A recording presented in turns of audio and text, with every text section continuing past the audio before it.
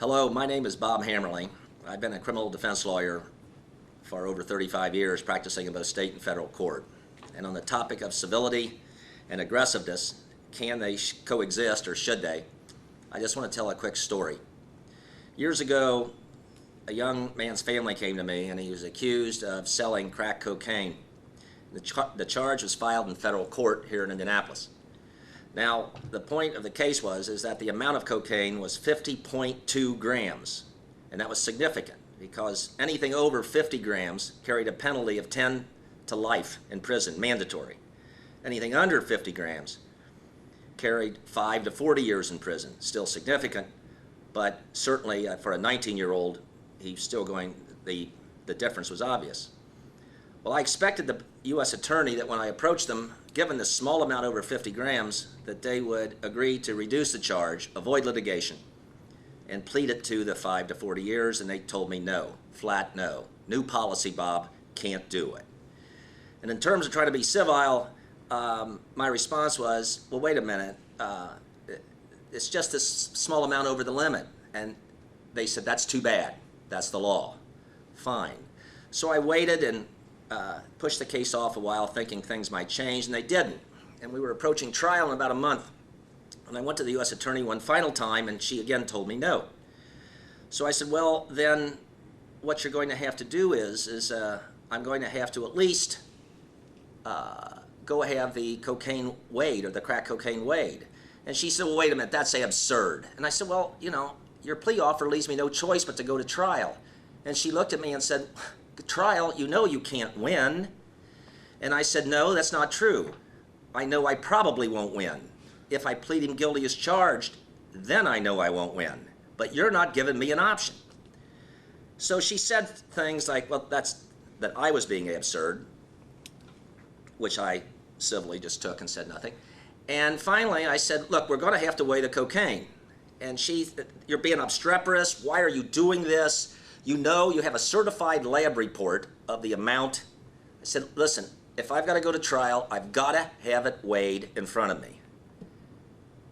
When she still wouldn't do it, I finally said, if you won't do it by agreement, you're going to make me file a motion in court. The judge is not going to like it. We're both going to be called down here. We're both going to be looking like fools. Let's just do it. Finally, she agreed. And on a Saturday morning, of all things, I met her down at the crime lab. And that was here in Indianapolis. So we met at the crime lab. She was standing outside when I got there. Not good morning. Let's get this done. We go down to the crime lab. We get there, and there was a lab technician there.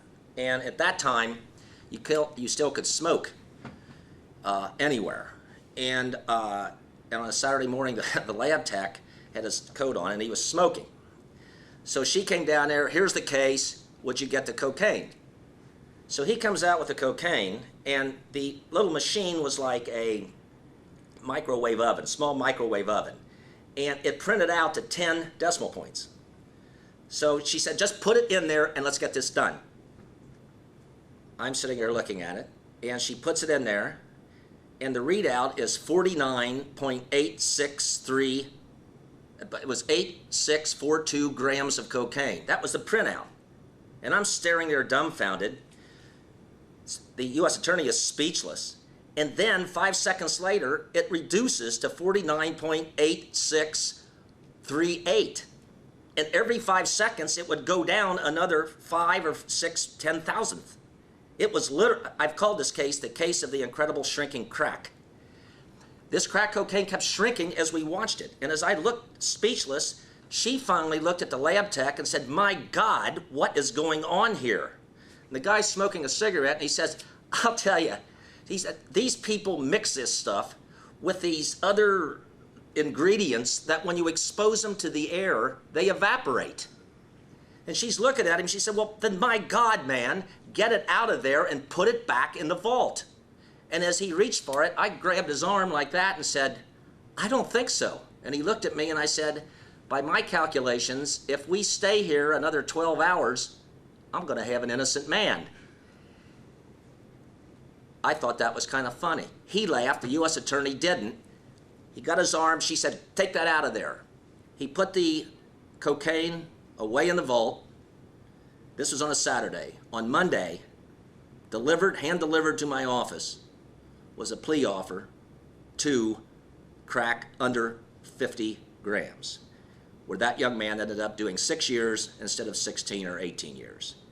That, I've always felt, is a way to, what I feel, is to practice law on a high level where a lot's at stake, where you can still do it with a bit of humor, but still be aggressive and retain not only your dignity, but as someone who is not going to back down, but politely see that justice is done.